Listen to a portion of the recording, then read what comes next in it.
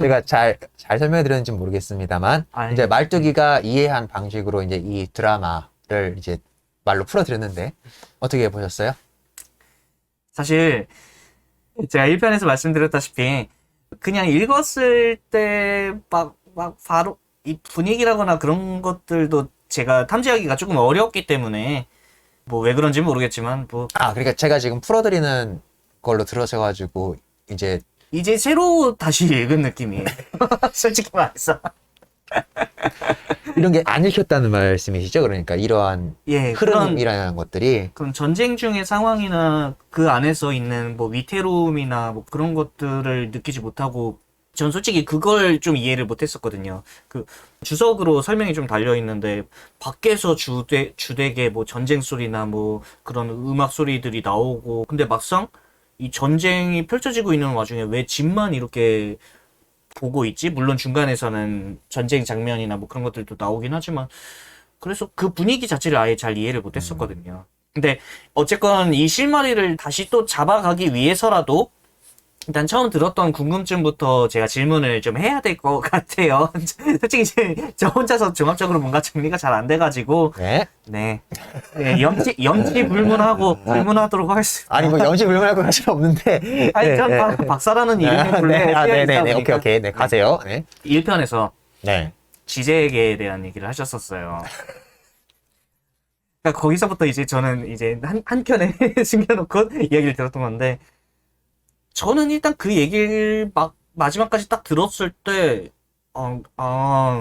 그럼 이 백위군이 올라갈 때 소련 뭐 그 안에서 검열당했던 그런 과거의 역사도 있고 그러니까 그래서 검열에 대한 얘기 때문에 그 얘기를 하신 건가 싶으면서도 그때 당시 그 월가를 점령하라 그 상황에서도 그게 어떻게 맞물리는 거지? 그 부분이 잘 이해가 안 갔었거든요. 그 부분에 대한 설명을 좀 해주셨으면 하는 그런 1편에서 지금 5화가 지금 이해가 안 되신다? 예. 네. 근데 뭐, 우화라는 거는, 여러분 지금 저희가 하는 콘텐츠도 우화의 일종이에요. 그러니까 저희의 이야기를 듣고 본인들의 의미를 만들어내시면 되는 거죠. 원래 콘텐츠가 수많은 2차, 3차, 4차 창작이 되면서도 그것이 독립된 어떤 콘텐츠로 인정을 받을 수 있는 이유는 다 그런 맥락이 있는 거 아닙니까? 그러니까는 본인이 검열 얘기를 꺼내셨으니까 그럼 우리 검열에 대한 이야기부터 먼저 풀어보죠. 예. 그러니까 검열이 지금 이게 당했던 거라고는 알고는 계시죠? 예. 설명할 수 있어요? 근데 자신있게 설명은 못 하겠는 게, 네. 왜냐면은 다른 정보가 하나 개입돼 들어오는 게 있었거든요. 뭐, 장면 중에서도 게트만이, 셰르빈스키? 맞나? 하는 대사처럼. 왜 이렇게 말 더듬어요? 그냥 자연스럽게 편하게 말씀하세요. 네. 네. 그 자네 우크라이나 말 뭐 못하네? 뭐 그런 게 있는데, 그때 당시에 그 러시아에서도 우크라이나는 러시아에 속하는 나라고 그냥 변방이기 때문에 그냥 사투리를 쓴다 뭐 그 정도로 치부하는 것도 있고 그래서 공연 올라갔을 때 우크라이나어를 뭐 제대로 사용하지 못하네 그러면서 공격을 받았던 그런 맥락들도 있었고 그러면 그 부분은 차치하고 놓고 보더라도 소련이 지배하는 그때 당시 상황에서 백위군 과거로 복귀하자는 그런 이야기로 이 사람들이 읽었기 때문에 그거를 못 올리게 했나? 그런 생각도 들고 근데 정확하게 검열의 맥락 자체는 잘 못 잡겠더라고. 모른다는 얘기를 왜 저는 길게 해야 할까요? 자, 컷! 근데, 맥락은 잘 잡으셨어요. 그러니까는, 검열 당국에서의 개요를 설명을 해드리면, 근데 이건 또 불가코프의 양력하고 같이 설명을 해드려야 될 것 같아요. 예. 그러니까는, 불가코프가 적극적으로 문단 활동을 시작했던 때에는 1920년대 러시아 문화교라고 생각을 하시면 돼요.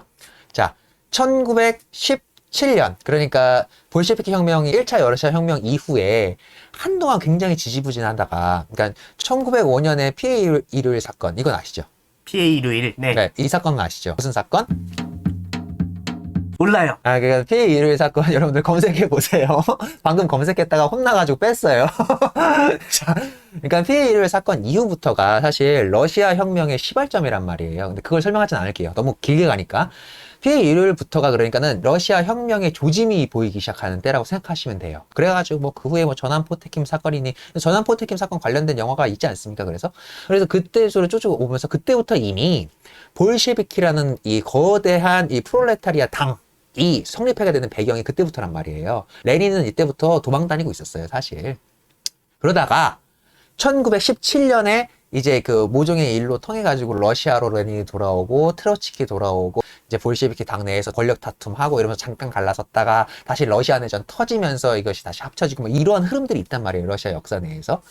그러한 러시아 역사 내에서 바로 러시아 내전에서 붉은 군대 볼셰비키가 승리한단 말이에요.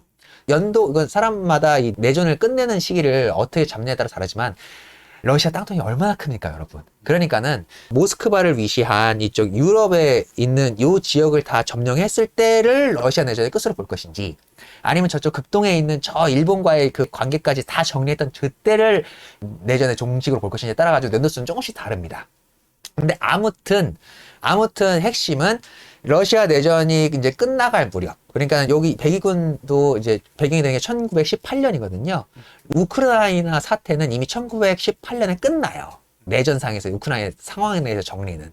내전은 20년, 22년, 늦게까지 24년까지 가지만. 그런데 보통 그것을 기점으로 놓고 본다면 이 1915년 요때부터 해가지고 이 불가코프가 이제 문학 작업을 시작을 하거든요. 그러니까 1915년 내전 시작 전에, 그러니까 1차 세계대전 탁 터지고 난 이후에서부터 러시아 내전 시작하기 바로 전에 요때부터 이제 작가로서 이름을 조금씩 알리기 시작해요, 불가코프가. 그리고 나서 레닌이 이제 러시아 내전 중에 신경제 정책을 피거든요. 이 자본이 모자라니까. 그리고 이때부터 사실 레닌이 적극적으로 마르크스주의를 버리기 시작했다. 이 성향을 버리기 시작했다는 말이 요 신경전제 정책 요것 때문에 그렇거든요. 신경전제 정책 있을 때까지만 해도 요게 이제 1920년대 요때까지인데 요때까지만 해도 그렇게까지 문학에 대해서 이렇게 막 억압을 하거나 창작의 자유를 억압하거나 이런 분위기가 아니었어요. 그때 당시 러시아가.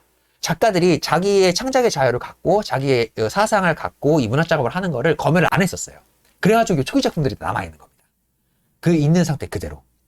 그런데 투르빈의 형제들까지 이제 초기 때 썼는데 요거를 이제 소설을 한 게 백위군이거든요.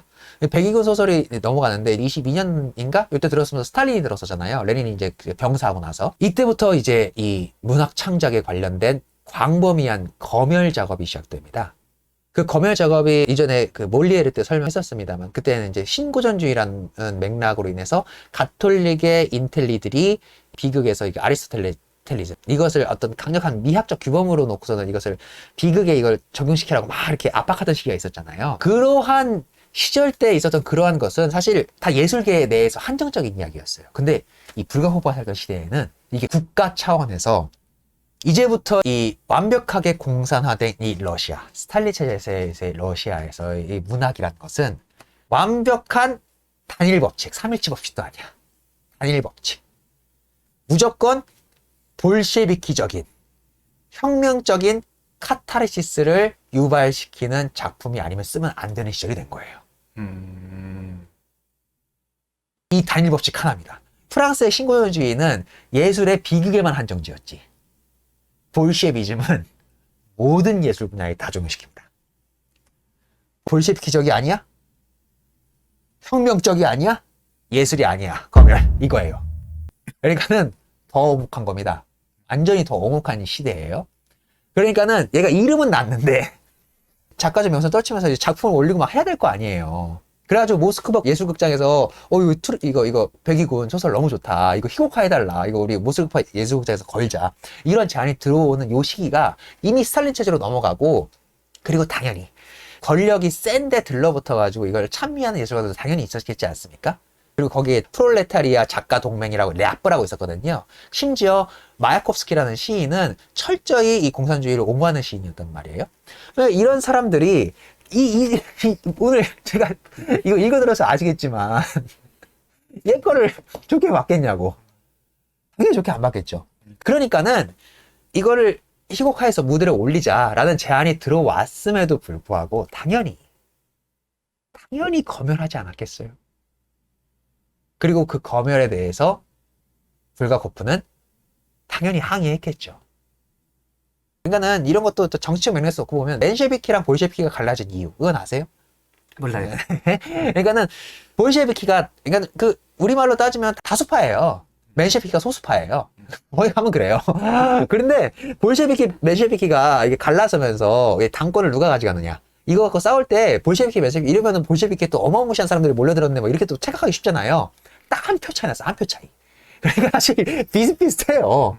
딱 한 표 차이로 볼셰비키가 이긴 거거든요. 당내 투표에서. 그래서 볼셰비키가 당권을 가져간 거예요. 이거 뭐 웃기죠, 그런 것도.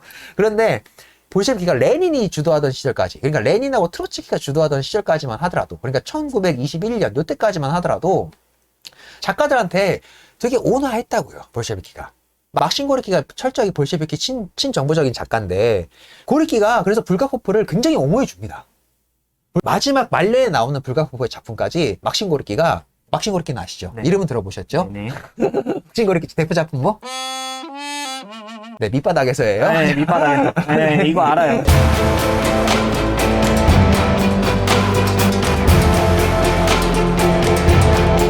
이런 거 보면, 그러니까는 막신 고리키는 그때 당시에 철저히 친볼셰비키적 작가임에도 불구하고 불가코프를 옹호합니다. 그러니까는 이 러시아 이 초기 한창 이 볼셰비즘이 막 극성인 이때 당시에도 정상적인 사고를 하던 사람들이었다고요, 다들. 이 초창기에는.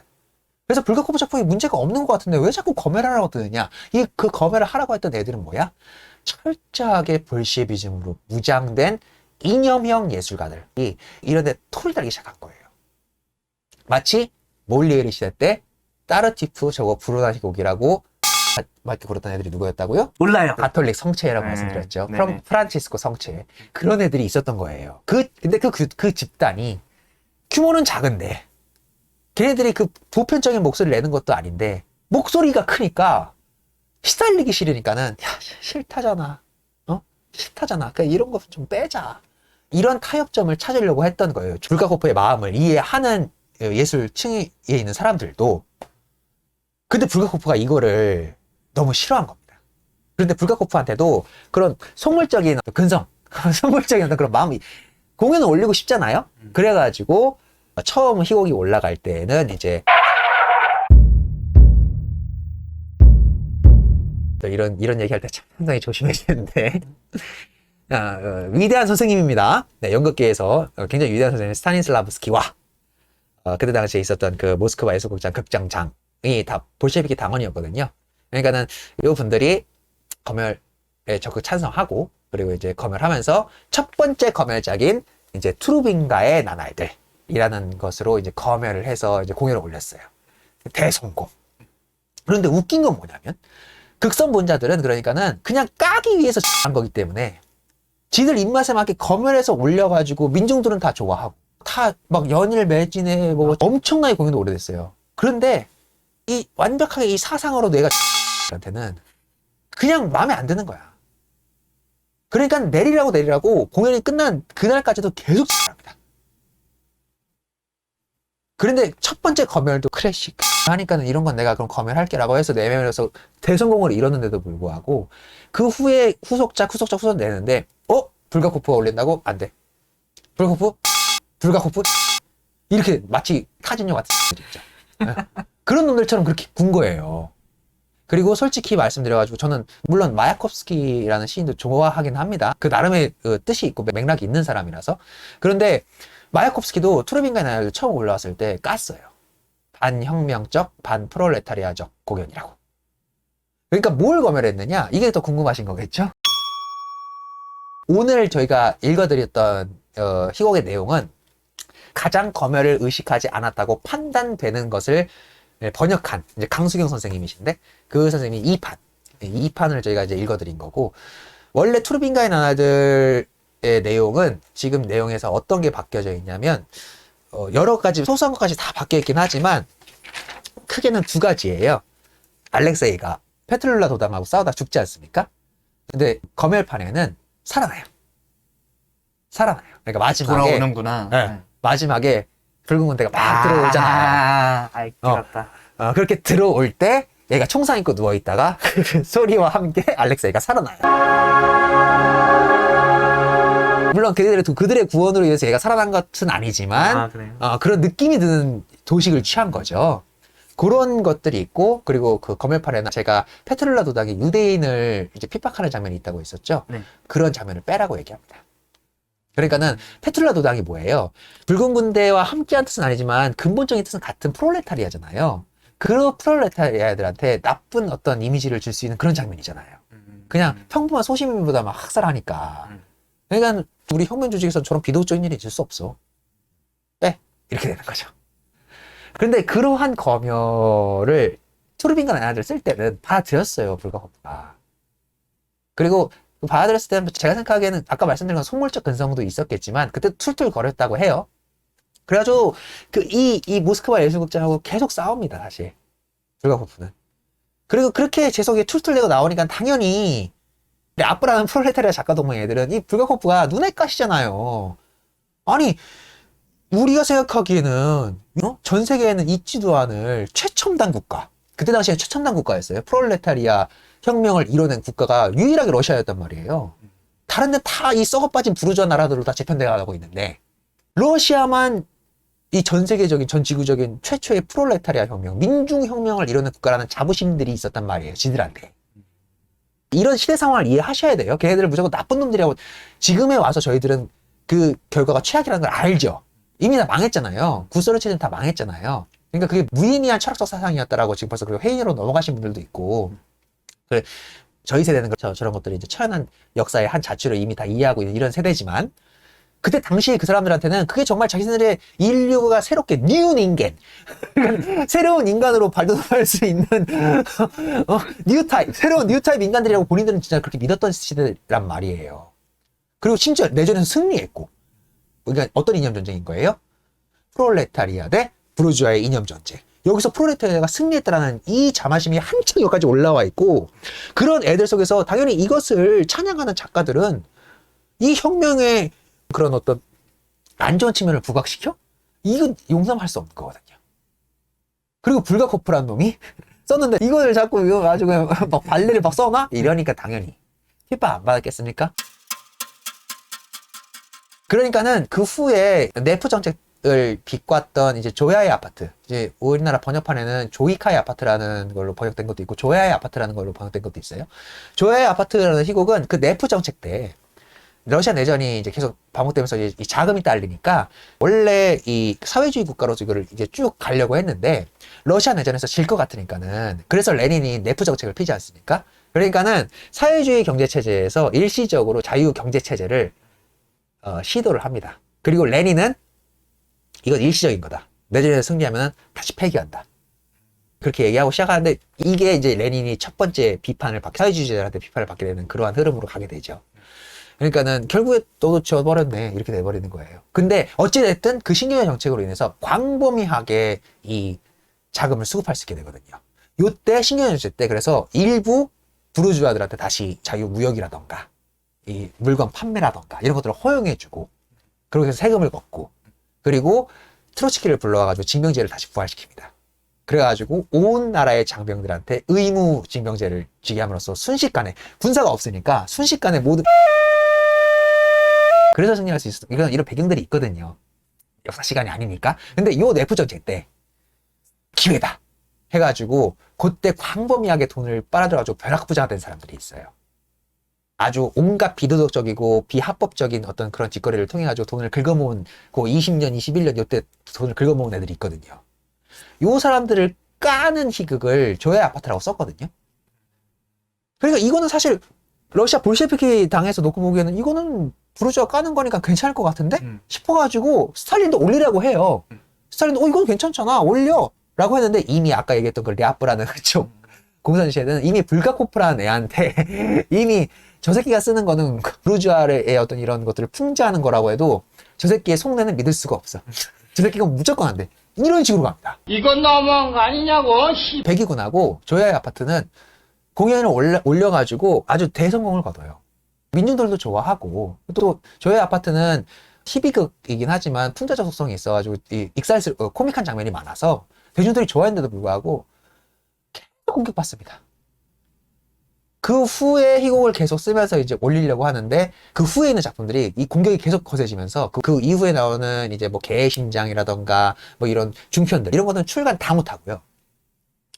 출간을 못하는 와중에 이제 어떻게 해야 되지 하면서 이제 거전과 마르가르타라는 이제 이 불멸의 작품을 이제 그때부터 쓰기 시작하시는데 그 말년에 그 불멸의 작품을 쓰시면서 스탈린한테 편지를 계속 보내요. 내가 공격을 너무 많이 당한다.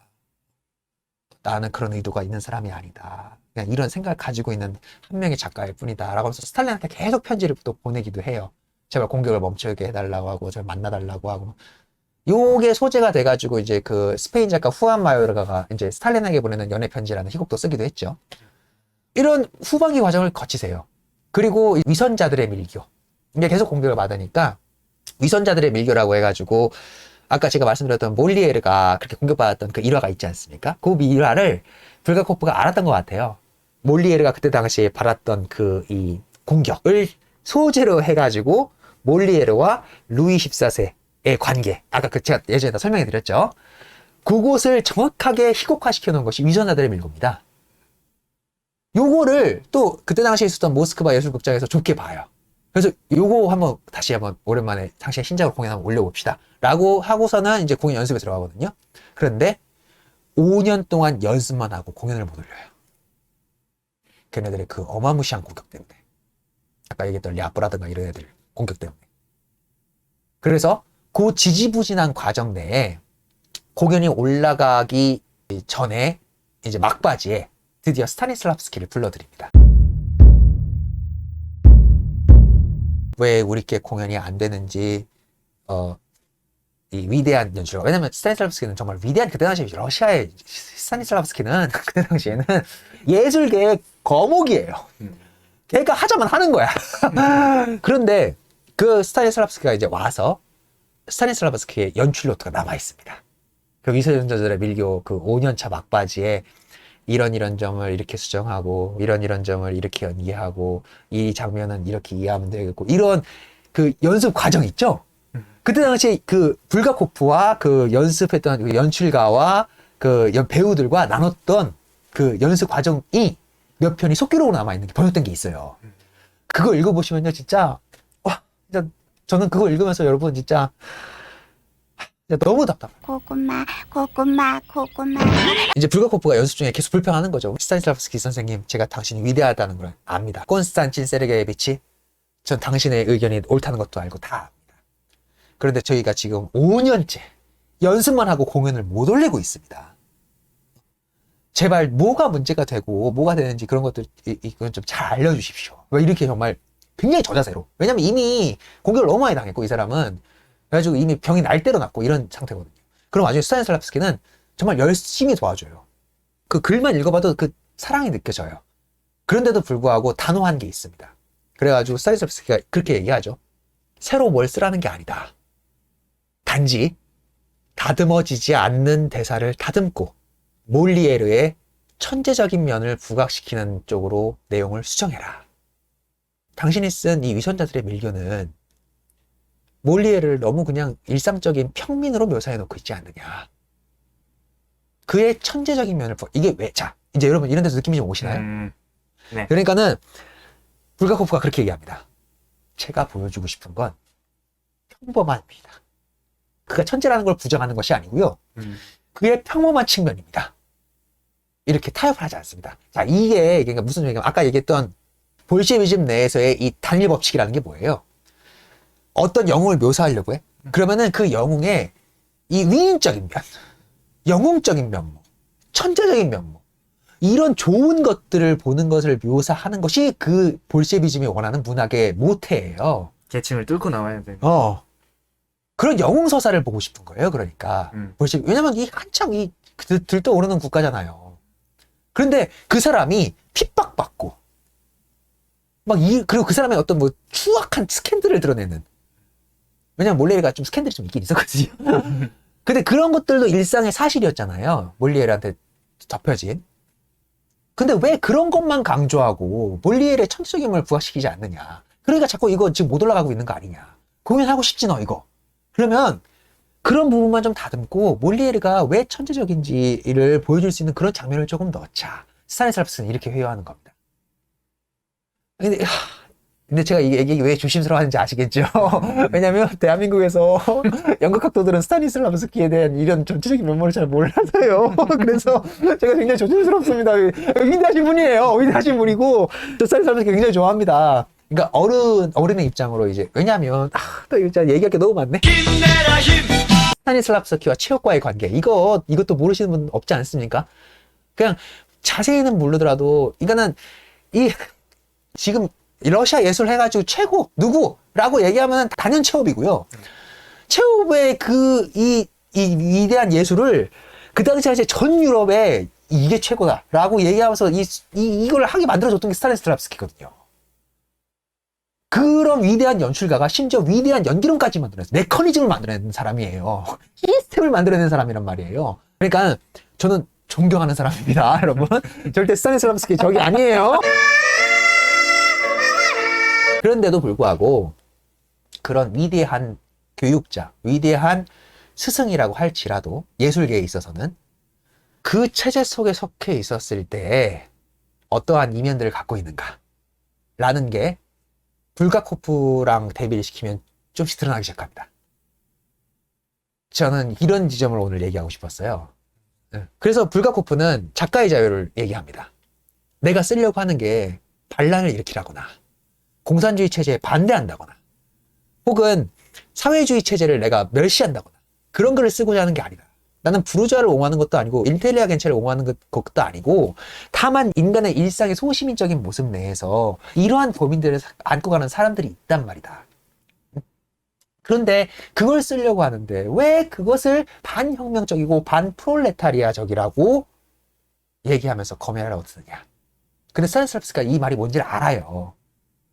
아는데 그래서 그 후에 바로 이 연습 후에 불가코프는 스타니슬랍스키에게 편지를 보냅니다. 존경하는 콘스탄틴 세르게이비치, 4월 17일자 연습 프로토콜 받았습니다. 제 희곡 몰리에르, 이게 처음 했을 때 몰리에르라고 썼거든요. 위선자들의 밀교를. 제 희곡 몰리에르에 대한 수정을 단호히 거절합니다. 까발라 장면을 수정하고 그 외에 다른 장면의 수정은 제가 애초에 구상해놨던 그 모든 구상점들을 허물어버립니다. 또한 당신들이 요구하는 것들은 제가 쓸 수 없는 것들입니다. 저의 역량에 거기에 미치지 못합니다. 저는 몰리에르의 천재적인 면모를 드러낼 수 있는 그런 작가가 아닙니다. 그러니 모스크바 예술극장의 레파토리에서 제 희곡을 제외시키고 제게 제 희곡을 온전히 돌려주십시오. 이렇게 됩니다. 그러니까는 여기에 이 연습했던 이 연출가들과 배우들은 얼마나 더 허탈해요. 5년을 연습했어. 근데 그 후에 강행하자 해가지고 불가코프의 이 편지를 무시하고 연습을 강행하거든요. 그런데 사실 불가코프와 같이 연습을 했던 이 단원들은 불가코프의 의견이라든가 이런 것들을 또 좀 어느 정도는 지켜내주고 싶잖아요. 이 도의에 맞지가 않잖아요. 그래가지고 이후에 있었던 연습 속기록도 남아있는데 스타니슬랍스키와 계속 예술 논쟁을 벌입니다. 그런데 그 예술 논쟁을 벌이는 것처럼 보이지만 속기록을 읽어보시면 아시겠지만 그 예술 논쟁을 벌이는 이유가 뭐야? 제가 방금 설명드렸던 그런 이유라는 건 이제 뻔히 짐작이 되시죠? 그래가지고 마지막에 그 연출가였던 사람이 이제 스타니슬랍스키 선생님 너무 위대한 선생님이라는 건 아는데 너무 의견이 맞지 않는다라고 슬쩍 투덜거렸거든요. 그 연출가가. 그랬더니 요거를 감시하고 있던 그 모스크바 예술극장 한 공산당원이 당국에 꼰질러가지고 그냥 무산시켜버립니다. 얘네들 사이 안 좋아요. 스타니슬랍스키 선생님 붙여서 연습하라고 했는데도 싸우기만 하고 하는데요? 이런 식으로 꼰질러버려가지고. 어마무시하죠. 그 이후에 이제 요 희곡이 좋으니까. 그래서 박탄코프 극장으로 넘어가서 이제 올려보려고 해요. 다시 거기서 새로운 이제 연출가하고 새로운 희곡 배우들하고. 그래서 올렸거든요. 웬걸? 대성공이 또 난 거야. 이곡 재밌거든요, 여러분. 이거 배우돼 있습니다. 읽어보세요. 위선자들의 밀교. 위선자들의 밀교.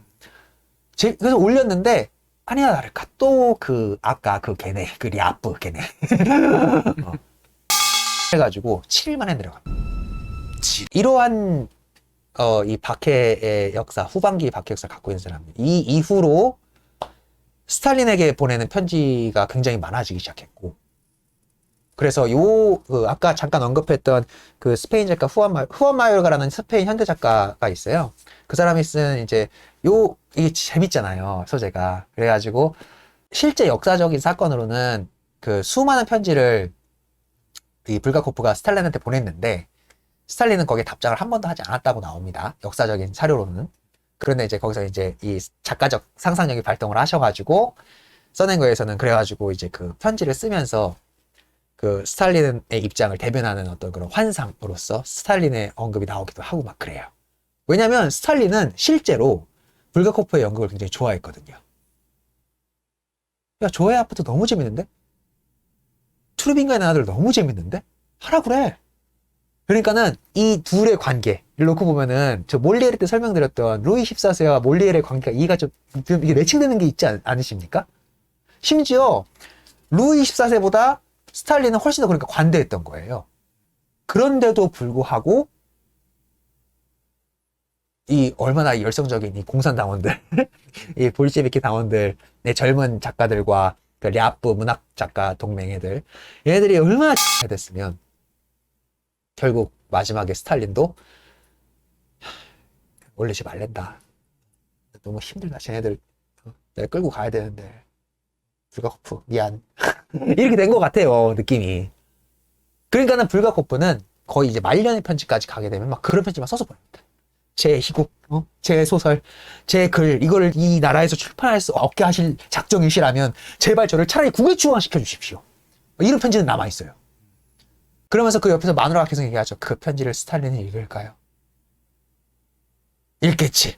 내 조야의 아파트랑 이 백위군이 아니라 이 투르빈가 나라들을 얼마나 재밌게 보셨던 분인데 그 정도의 배려는 해주시겠지. 그러면서 막 자기 주변의 문학 친구들한테도 막 알려요. 제발 나의 뜻을 스탈린한테 전달해달라고. 그런데 끝끝내 죽을 때까지 스탈린으로부터는 단 한 번의 응답도 받지 못합니다. 그리고 맨 마지막에 시력을 다 잃은 상태에서 가장 최후의 작품 거장과 마르가레타라는 긴 장편 소설을 시력을 다 잃을 시점에서는 구슬로 자기 와이프한테 불러주면서 그걸 다 완성지게 하거든요. 그걸 내시고 돌아가시게 되죠. 그러니까는 이렇게 얘기를 하면 이제 아까 제일 처음 질문했던 거멜이라는 측면에 대해서 좀 연결되시는 측면이 좀 있으실까요? 예. 근데 이번 편 왜 이렇게 씁쓸하지? 뭐가 씁쓸해? 왜 당신이 씁쓸해요? 아니, 거장과 마르가리타 마지막 얘기 좀 했으니까 그래서 그런 느낌도 좀 들어요. 이 초반부에 쓰신 작품들은 대부분 이제 그러니까 자전적 느낌의 수기. 그러니까는 제일 처음 썼던 게 그 처음부터 작가의 뜻이 있었던 분은 아니거든요. 불가코프가. 처음엔 그래서 원래 키예프 의과대학을 나와요. 근데 키예프 의과대학을 나오자마자 바로 러시아 내전으로 들어가거든요. 그래가지고 그 우크라이나 당국한테 이제 군의관으로 잡혀 들어가가지고 여기저기 막 발령 다니면서 막 시골 변방의 전쟁터에 그 군의관으로 활동하면서 돌아다닙니다. 한 2, 3년 정도를. 그래가지고 그때 당시에 기억을 굉장히 고통스러워해요. 불가코프가. 그 참상들을 계속 못 구하면서 다녔을 거 아니에요. 그래가지고 그때 당시에 있었던 그때 모아놨던 그 초기 작품들은 수기 형식이에요. 그래가지고 뭐 젊은 의사의 수기랑 그리고 모르핀은 그 참상 속에서 웬 환자의 전염병에 전염되는 바람에 그때부터 모르핀을 막 시작했거든요. 그래서 모르핀이 중독되신 적도 있어요. 그러니까 이거 사실주의에 입각한 산문들인 거죠, 다. 그리고 그 후에 있었던 그때 다시 배경을 바탕으로 하는 이 백이군 희곡까지. 그리고 그 이제 네프 이후에 있었던 그때 그 조야의 아파트까지만 하더라도 대부분 사실주의에 근간한 작품들을 쓰세요. 그런데 그 이후에 이제 백이군하고 조야의 아파트 때문에 공격받기 시작하면서부터 그 이후의 작품들 있죠?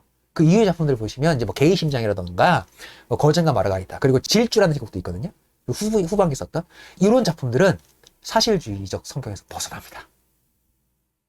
이런 데서 작가 양력하고 이 사람의 이 작품 이력이 쏙 보이는데 게이 심장이라는 중편 소설이 있어요. 게이 심장의 중편 소설이 뭐냐면 SF예요. 개한테 완전 공산주의자, 완전 빨갱이인 끌림 추궁킨이라는 한 젊은 공사주의자의 뇌하수체를 개한테 이식하거든요. 그래가지고 그 개가 인간으로 변해요.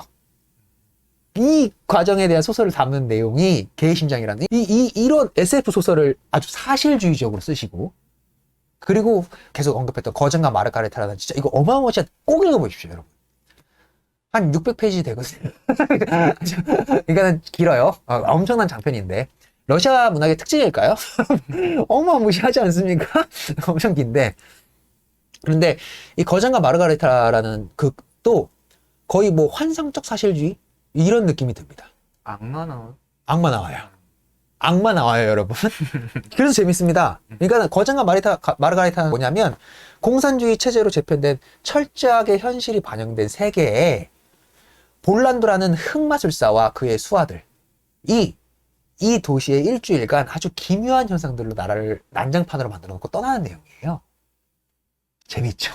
이 소재만으로도 재밌죠? 근데 이 한 축과 어떤 한 축이 또 있냐면 평생 검열당해가지고 자신의 저작물을 출판하지 못하는 거장, 이름이 없는 거장이라는 애가 학대받는 이 두 가지 축이 같이 나갑니다. 그래서 거장이라는 애가 자기 필생의 이 작품을 쓰겠다 해가지고 마르가리타라는 여인을 만난 이후로 그 생명을 얻어가지고 마지막 내 최후의 혼을 불태우겠어 라고 하면서 작품을 쓰거든요. 그게 예수가 이 죽을 당시에 있었던 일화를 소설로 써요. 그리고 볼란드라는 애는 예수의 처형을 목격했던 악마예요. 그래서 그 소설 내용에 있는 것을 볼란드가 회고할 때랑 얘가 소설 내용을 기막히게 일치하는 뭐 이런 느낌들이 있습니다. 그런데 그러면서 이게 출판이 안 되니까 거장이 이걸 태워버리거든요. 어차피 출판도 못할 거 이러면서 분쇄해버리거든요. 근데 마르가리타라는 이 자기 여인이 볼란드랑 접점이 생기는 지점이 있어요. 그래서 볼란드를 만나면서 볼란드가 당신 남편이 소설가요? 뭐 썼다고요? 예수 관련된 얘기예요? 갖고 와봐요. 이렇게 되면서 거장과 볼란드가 만나요. 그래서 여기서 이제 위대한 말이 나오죠. 제 소설은 출판되지 못할 거라 생각하고 이미 다 태워버렸습니다. 라고 하니까는 무슨 소리요? 원고는 불타지 않소. 하면서 흑마술로 그의 원고를 살려냅니다. 이런 흥미롭죠? 꼭 읽어보시죠. 진짜 재밌습니다. 그래서 이 중후반기 작업이 그렇게 얘기들을 하세요. 연구자들은 이 초창기에는 이제 체업을 너무 좋아해가지고 체업적 사실주의에 입각한 사실주의 소설과 이 희곡들을 쓰세요. 그런데 후반기로 넘어가면은 진짜 계속 박해받고 이러니까는 사실의 영역을 좀 벗어나고 싶으셨나? 그래서 소재가 막 환상적 영역으로 좀 넘어갑니다. 그러니까 더 출판이 안 되지. 사회주의 리얼리즘에서 그런 건 용납되지 않는 거거든요. 사회주의 리얼리즘에서 무슨 마법사가 나와? 말도 안 되는 개소리를 하고 있어. 이렇게 되는 거예요. 왜냐면 사회주의 리얼리즘이라는 게 뭐예요? 인간의 힘으로 혁명적인 영웅을 이뤄내가지고 뉴 인간이 된 이것을 묘사해야 되거든요. 근데 흑마술사가 나와? 이걸 개한테 인간을 인식해가지고 그걸 개를 인간으로 만들어? 이렇게 출판 당연히 못 됐겠죠. 그래서 실제로 러시아 내에서도 이 후반기 작품들 있죠. 후반기 작품들은 출판조차 되지 못합니다. 2차 세계대전이 끝나고 냉전 시기가 접어든 1960년대 이후에 출판돼요. 그러한 양력을 가지신 분이다. 평생? 그러니까는 어떻게 보면 또 실러도 좀 떠오르지 않으십니까? 네. 명성과 재능에 비해서 알려지지 못하고 가난하게 살았던 사람. 그리고 불가코프는 훨씬 더 그거보다 더 열악하죠, 지금. 생애 자체가 훨씬 더 비극적이죠. 그러면 이제 다시 백의군으로 돌아와 보면은 그렇죠. 백의군 얘기 너무 안 했네. 백의군 얘기를 해야죠. 아까 전에 스타니슬랍스키랑 그 뭐 노트 같은 거 보면서 문득 떠올랐는데, 그러면 이 사람은 백의군에서 자기가 어떤 정치적인 거를 자기가 선택했다기보다는 이 트로빈가의 이 사람들의 뭐 일상이나 뭐 평범 뭐 그런 가치들을 더 사람들한테 보여주려고 했던 그런 걸까로 생각해도 될까요? 아, 그럼요. 그런 거예요. 근데 그 체홉이나 이 사람이 말했던 일상이란 게 뭐냐? 이거를 이제 정의하셔야지 이제 말이 되는 건데 그게 뭔지 모르시는 거잖아요. 그러니까 그걸 설명해 달라는 거죠. 네. 그래서 아까 체홉을 굉장히 좋아했던 작가라고 말씀을 드렸죠. 그래서 실제로 제가 오늘 읽어드리진 않았습니다만 백의군 소설 내용을 보시면 투르빈 가족 내 집에는 이미 체홉의 소설의 어기를 장식해가지고 벽에 걸어놓은 이런 것들도 묘사돼요. 그리고 제가 자세히 묘사 안 했습니다만 여기서 니콜카가 쓰는 언어가 체홉의 어떤 작품에 나왔던 무언가를 다 패러디해서 쓰는 언어들이 굉장히 많습니다. 엄청 많아요. 그걸 다 뭐 설명해 드릴 수는 없고. 그래서 뭐 그럼 체홉과의 유사점 이런 거 우리가 얘기해 보면 재밌겠죠. 또 체홉을 또 아예 모르시니까. 그래서 뭐 일단 체업과 의사점 가장 대표적인 거 인터넷에서 보였을 만한 거. 체업도 의사였어요. 불가코프도 의사입니다. 근데 둘의 차이점이 있죠. 체업은 평생 의사하다가 이제 30 넘어서 들어가지고 작품 생활을 딱 10년에서 한 12년 정도만 짧게 하시고 바로 돌아가시잖아요. 체업이 44岁단명했거든요. 근데 체업은 의사였던 시절의 이력을 그렇게 기분 나쁘게 받아들이지 않았습니다. 그래서 그렇게 얘기하잖아요. 체업은 나에게 있어서 의사는 나랑 결혼한 아내고 문학은 내 전부다. 이렇게 얘기하거든요. 그러니까 체업은 의사로서의 이력과 이 작가로서의 이력 둘 다 사랑하는 것 같아요. 근데 불가코프는 의사에서 작가로 변모한 케이스지만 의사였던 시절을 극히 혐오합니다. 엄청 혐오해요. 뭐 이런 유사점이나 차이점이 있을 수 있고, 그리고 둘 다 외부로부터 변화를 아주 강하게 요구받는 그러한 시대에 살았던 사람들이죠. 체업이 살았던 시대는 물론 이 체업이 1904년에 돌아가시거든요. 그러니까는 시대는 달라요. 그러니까는 이렇게 이해하시면 편해요. 불가코프의 아버지 세대가 체업 세대예요. 그런데 체업의 시대와 불가코프의 세대는 다른데 분위기는 비슷해요. 이미 구제정 러시아가 망해가고 있었고 이 일반 대중들과 민중들과 유리되어 가는 그 와중에 그 말단의 체업이 있었어요. 그리고 체업이 죽고 나서 그 다음이 바로 피해 일요일이란 말이에요. 1905년. 이러니까 웃기죠? 근데 정말 체업의 그게 왜 위대하다고 그러냐면 체업의 극에는 어떤 것들이 나와요? 몰락해가는 인텔리겐치아들의 이야기나 혹은 이 예민하게 변해가는 이 민중들의 변화의 흐름을 체업은 그러니까 먼저 선취해서 쓴 거예요. 구제정 러시아가 계속 강건하게 유지되고 나라는 점점 황폐해져 가는데 체업은 그 안에서 그 일상들을 바라보면서 그 삶의 총체, 그 당시에 러시아의 삶의 총체를 다 담아낸 작가라고, 그래서 이게 위대한 작가라고 하는 거지 않습니까? 그래서 체업에 나오는 인텔리겐치아들은 어디 뭐 정부 고위 관리직도 아니야. 지방에 틀어박혀가지고 어떤 한직이나 하거나 아니면 어마무시하게 똑똑한데 그냥 집에 혼자 틀어박혀가지고 세상을 관조하는 인텔리겐치아들을 묘사를 해요. 근데 그 인텔리겐치아들이 뭘 예감하냐면 러시아에 곧 어마어마한 혁명적 변화가 몰아닥칠 것이네. 이걸 예감하는 인텔리겐치아들이 계속 나오거든요. 정말 신기하죠. 1904년에 돌아가시기 이전에 그의 작품에 이런 것들을 예감하는 인텔리겐치아들이 있다니까요. 그리고 정말 러시아 역사는 그렇게 흘러갔어요. 바로 1905년에 피해 유혈이 있고요. 그 다음에 바로 러시아 혁명이 일어나고요. 지지부진하게 이끌어가긴 하지만 바로 1917년대 들어가지고 이제 볼셰비키 당 나오면서 바로 혁명적 내정으로 넘어가지 않습니까? 그러니까 그 시기에 그 어렸을 때 아버지 세대로서 체홉의 작품을 너무 즐겁게 읽었던 불가코프는 그의 작품에 영향을 받을 수밖에 없었겠죠.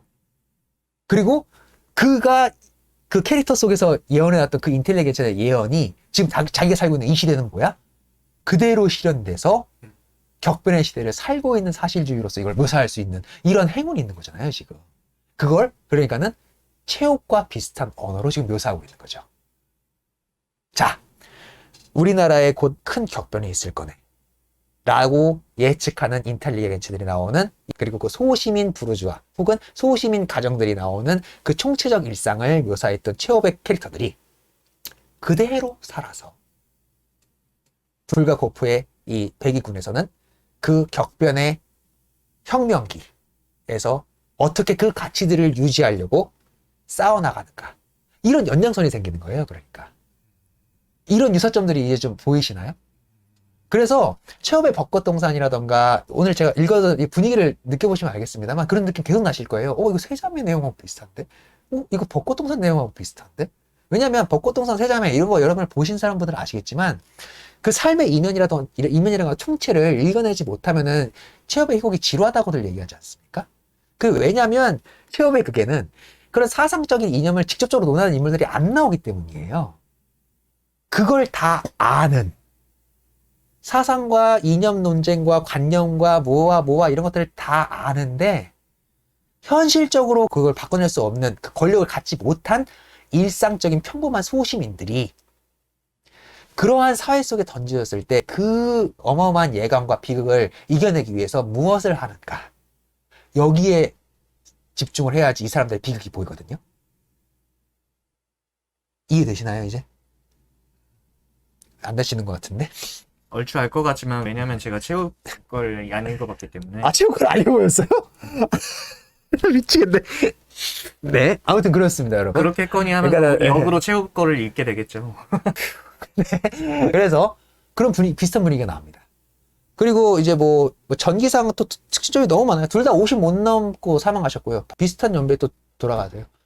물론 뭐 말년은 다르긴 해요. 왜냐하면 체업은 스타니슬랍스키라는 어마어마한 대스타와 함께 작업하면서 대스타로서의 삶을 살다가 돌아가신 거고, 불가코프는 그러니까 이런 것도 좀 웃기죠. 생각해보면 스타니슬랍스키가 국제적인 명성을 얻게 된 건 사실 체업 때문이었거든요. 근데 불가코프는 체업을 그렇게 사랑했어요. 그래가지고 100위권 처음 올라갔을 때에는 그래서 제2의 갈매기가 나왔다고 막 온데 극찬이었단 말이에요. 그러니까는 스타니슬랍스키가 불가코프를 싫어했을까요? 아니, 좋아했을 것 같단 말이죠. 그런데 이 스탈린 정부의 후반기로 갈수록 검열이 점점 거세질 때 스타니슬랍스키도 볼셰비키 당원이다 보니까 어떻게든 불가코프를 설득하려는 이런 연습 기억 속독이 남아있지 않습니까? 이런 거 보고 있으면 진짜 인생이란 게 뭔지 그 자체로 이미 불가코프가 100위권에서 썼던 그 인물들대로 걔네들이 산 거예요. 그러니까 체제에 순응하지 못하고 이념에 순응하지 못하고 이념 내에서 고민하는 인간의 삶을 그 둘이 그대로 산 거거든요. 참 재미있죠, 이런 것들이. 그래서 이제 그럼 100위권 아까 물어보셨으니까 100위권 한정으로 돌아가 봅시다. 여기서 체업적인 유사점들이 나타난다고 하잖아요. 그래서 아까 설명해드렸던 그겁니다. 둘 다 인텔리겐치아와 소부르주아 가정의 운명을 다루는 게 맞아요. 체업도 그것을 다루고요. 100위권에 나오는 투르빙과 나놀드도 그것을 다루고 있는 거죠. 그런데 그 사이에 낀 아무 권력도 갖지 못한 그 인텔리겐치아, 그리고 아무 권력도 갖지 못한 소부르주아들이 구시대와 신시대 사이에 껴가지고, 그리고 구시대와 신시대가 점진적으로 변한 게 아니라 확 바뀌었어요. 그래서 이때 당시에 소시민들과 인텔리겐치아들은 어떤 두려움이 있었던 거예요. 오늘 무슨 초상화를 걸어놔야지 내가, 우리 가정이 안전할까라는 걸 고민하고 살았다는 거 아니에요. 이때 당시에 러시아 소시민들이. 확 바뀌니까, 나라가 매일매일 바뀌니까. 오늘 누구한테 점령당했대. 2개월 지났는데 누구한테 점령당했대. 이런 세상이에요. 이제 대충 느낌이 오시죠? 그러니까는 둘 다 비극을 안고 가는 그 근처에 깔려있는 인텔리간치아와 소부르주아들의 이야기를 다루고 있는 이런 데서 공통점이 있죠. 그래서 그러한 것들을 예시하기 위해서 광범위한 현악 악기를 까는데, 그 현악 악기가 어떤 악기들을 깔아요? 벚꽃동산에서는 끊어진 현악기 소리를 묘사해요. 그 깔려있는 일상의 비극 소리를 묘사하기 위해서. 백이군에서는 제가 말로 설명하진 않았습니다만 어떤 노래가 나와요? 엉망진창인 니콜카의 군가 낭송은 나오죠. 이렇게 대비시켜지는 거거든요. 그리고 아까도 설명해드렸지만 체업의 작품에 나오는 그 모든 인텔리겐치아들은 러시아가 혁명이 있을 거네, 러시아에 큰 변혁이 있을 거네, 이런 것을 예감하는 인물들이 나오고, 백이군에는 그 예감 이후에 진짜로 러시아에 혁명이 일어났었을 때, 러시아 내전 상황에서 그 인텔리겐치아들이 전쟁 속에 던져졌을 때 어떻게 행동하는가, 이 모습을 그대로 보여주고, 그리고 아까 말씀드렸지만 체업의 대사 일부러 변형해서 표현한다고 얘기했었죠. 원래는 체업의 대사 중에 그 젊은 애들이 계속 인텔리겐치아 어르신들한테 막 수설수설하면서 불평불만을 하면, 뭐 갈매기 같은 경우는 도른 같은 역할이 그런 역할이죠. 그러니까는 불평소리 좀 그만해 막 이렇게 이게 하는 얘기, 이게 계속 반복되거든요. 지극히 단순하고 사실적인 말이지만 이런 것들을 패러디해서 얘기해요, 니콜카가. 그런 것들을 계속 반복되고, 그리고 마지막으로 이게 제일 중요한 핵심 토제인데, 비극적인 어떤 이 시대의 변화, 격변의 변화 내에서 뭐가 파멸되어 나가고 있느냐? 안락한 가정이 파멸되어 나가고 있다는 것을 보여주는 것도 동일합니다. 시대의 격변에서 몰락하는 지주를 다루고 있는 내용, 벚꽃동산이 그거죠. 몰락해 나가는 지주를 다루고 있잖아요. 그리고 세 자매도 마찬가지고, 몰락한 군인 가정 내에 남겨진 세 자매의 그 가정의 내용을 보여주잖아요. 그 몰락해 나가는 그 가정 내에서 이들이 어떻게 할 수 없는 이 어마어마한 이 세상의 변화가 이들의 가정을 어떻게 발기발기 찢어놓는지, 그 가정의 안락함을 어떻게 발기발기 찢어놓는지를 묘사한단 말이에요. 체업의 작품 4대 장막에 나온 내용이, 물론 갈매기는 좀 다릅니다만 벚꽃동산 세자매는 다 그렇죠. 그리고 오늘 저희가 읽은 이 백이군도 마찬가지로 그냥 우리는 편안하게 행복한 가정 꾸려서 죄 짓지 않고 살고 싶어 하는데 그 어마어마한 그 시대의 변화라는 게 대체 뭐라고 우리들의 가정을 이렇게 찢어 발려놓는가. 여기에 지금 정착하고 있는 거예요. 그러니까는 한 아늑한 일상적 가정을 영위하려는 그 집이라는 공간. 그래서 아까 뭐 또 자꾸 이제 뭐 이렇게 계속 얘기하셨지만 왜 이게 전쟁 얘기인데 트레빈네 가족 내 집만 이렇게 계속 보여주고 있지? 왜 그랬을까요? 그게 중요하니까요. 전쟁 상황을 묘사하는데 전쟁 상황을 묘사하는 지극히 짧죠. 대부분의 이야기는 1막, 4막은 투르빈 가족의 집을 묘사하고 있고요. 그 가족 내에서 뭘 보여줘요? 어떻게든 힘든 상황이지만 우리 이 시간은 즐겁게 안락하게 아늑하게 보냅시다라고 하면서 술 마시고 파티하고 카드놀이하고 이런 것들을 계속 보여주잖아요. 그게 불가쿠프가 중요하다고 생각했던 핵심 가치이기 때문에 그런 장면을 길게 설명한 거 아닐까요? 근데 이러한 익숙한 장면들, 한 가정집 내에서 서로 신경 건드리지 않고 오늘 하루 즐겁게 놀아봅시다 라고 하는데 위태로워. 이것이 체험의 모든 극에 공통적으로 나타납니다. 계속 파티하고요, 카드놀이 하고요 하면서 즐겁게 하려고 하지만 꼭 누구 하나가 자꾸 정치형 얘기하고 뭐 얘기하고 이러면서 초를 쳐요. 초 치는 걸로 어떻게든 못 마시킨 다음에 다시 하하하 웃어보자 하나 와쭉 가는데 또 누가 또 술 취해가지고 또 초를 쳐요. 이게 계속 반복되는 거거든요. 요걸 대비시키는 겁니다. 그렇게 일상 속으로 녹아드는 그 비극성을 보여주는 거죠. 그러니까 당연히 스타니슬랍스키의 시스템은 뭘 중요시할 수밖에 없어요? 인물의 의도를 중요시할 수밖에 없는 겁니다. 걔가 그 말을 하는 게 진짜 그 의도 때문에 그런 거야? 라는 것을 계속 묻잖아요. 어떡하겠어요. 그렇게 인간은 양가적인 것을. 인물로 놓고 보면 그런 것도 굉장히 많이 나오죠. 그러니까는 또 라리 쇼크라는 인물도 있지 않습니까? 라리 쇼크라는 인물이 문학광이에요. 체험을 좋아하는 문학광. 그리고 그 문학광은 너무나 순박하고 순진하고 사랑에 금방 빠지고 잘 넘어지고 뭐 그런 인물이에요.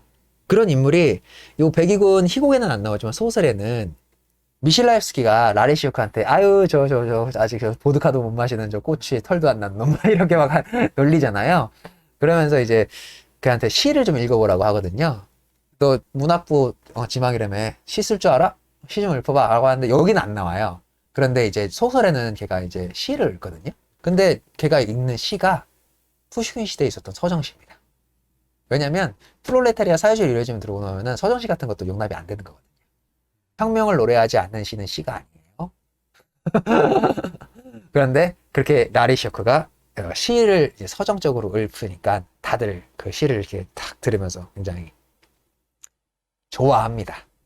그런데 아까도 말씀드렸지만 희곡에는 라리쇼크가 읽는 시가 서정적인 시가 단 한 편도 나오지 않는다.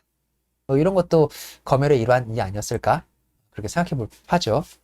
그러니까 그런 속물적 근성이 보인다면서 약부한테 공격 계속 받고 그러면서 이러한 체력과 유사점들이 많이 날아간 지점들도 있다. 그렇게 이해하시면 될 것 같아요. 그리고 뭐 간단한 얘기지만 바실리사라는 인물 그 이기적인 전형 특성 그게 체육교육에서도 계속 나오죠. 그런 것들도 다 공통점이에요.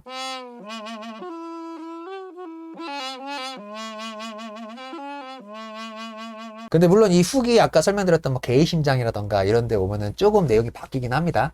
이제 사실주의적으로 쓰지만 소재는 환상적인 거죠. 개를 인간으로 바꾸는 내용이 환상적이잖아요.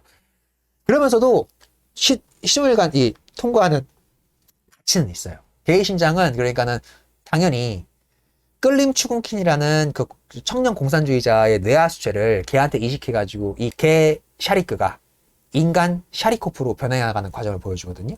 그런데 그 인간 샤리코프로 변하고 나서 얘가 다시 개로 퇴화해요. 그렇게 간접적으로 까는 거죠. 니들이 얘기하는 뉴닝겐 사회주의자형 인간이라는 것이 결국 개로 퇴화하더라. 그런 건 불가능해 라고 이렇게 너무 직설적으로 까는 듯한 느낌이 좀 들잖아요. 그러니까는 인간의 욕심으로 혁명적으로 뭐 인간을 전진시키려고 그래? 그거 안 될 거야 라는 이런 느낌이 보니까 당연히 출판 못 됐겠죠. 이런 비판적인 언어로 쓰려고 하는 이런 흐름으로 흘러가다 보니까 더 어떤 이 검열의 강력하게 제재당한 것이 아닐까 라는 생각도 하지만, 근데 제가 이 얘기를 왜 꺼내냐면 사실주의라는 이 선상에서 놓고 보려고 하는 거예요. 왜냐면 이때 당시에 러시아의 작품의 경향은 딱 두 가지거든요. 하나는 뭐냐면 내적으로는, 그러니까 아까 얘기했던 이 프롤레타리아 작가동맹 레아프, 얘네들과 그리고 이제 혁명적인 것을 이제 찬양하고 추앙하는 그러니까는 볼셰비키적 단일 법칙, 여기에 철저하게 순응하는 예술 외에 어떤 흐름이냐면 다 이 불가코프와 같은 흐름들입니다.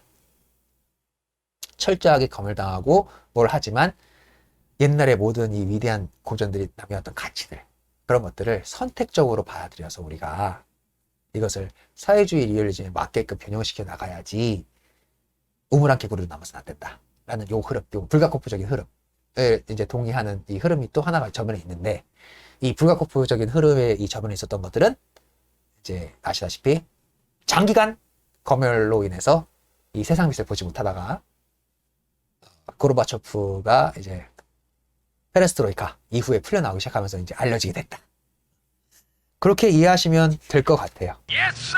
다시 그 지적 얘기로 마무리 지읍시다. 네. 검열 이후에 다른 맥락이 있느냐라고 물어보신 거잖아요. 네. 그러니까 이 아까 그 우화 자체가 모순이지 않습니까? 그러니까는 여기에 유일하게 없는 물건이 빨간 잉크다 라고 얘기했을 때 검열을 위해서 빨간 잉크를 없애버렸다는 맥락으로 들렸을 수도 있지만, 반대로 생각해 봅시다. 그 편지를 보낸 애가 가짜로 그 거짓말을 쓴 걸 수도 있잖아요. 그 애가 거짓말로 파란 잉크로 진실을 적었을 수도 있는 가능성이 있는 거 아니에요. 아, 예, 그렇죠. 그러면 이제 스탈린과의 관계로 연결시켜 줄 수 있지 않을까요?